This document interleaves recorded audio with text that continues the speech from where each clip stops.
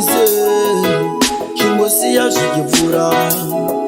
Nguva yababa ichakwana, uchazviwana zvaunoshuva. Inini moyo wangu dzikama, nekuti zvaunoda ndina. Ndangoti moyo wangu dzikama, nekuti zvaunoda ndina. Inini moyo wangu dzikama, nekuti zvaunoda ndina.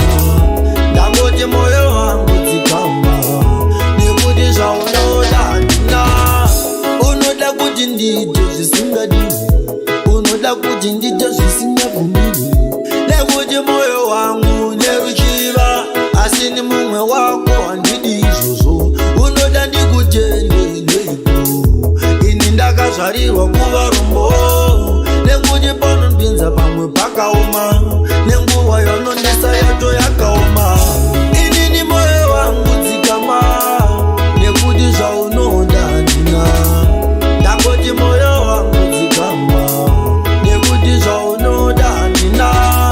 Inini moyo wangu dzikama, nekuti zvaunoda ndina. Ndangoti moyo wangu dzikama, nekuti zvaunoda ndina.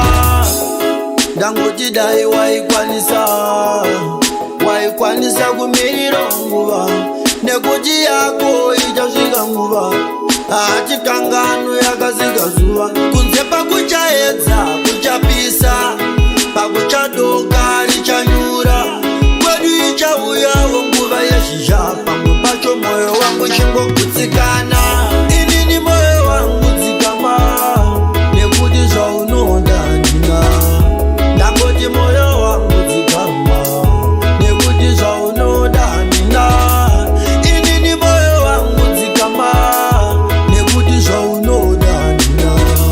Ndangoti moyo wangu dzikama, nekuti zvaunoda ndina. Unoda kuti ndiite zvisingadiwe, unoda kuti ndiite zvisingabvumirwe, nekuti moyo wangu neruchiva, asi ni mumwe wako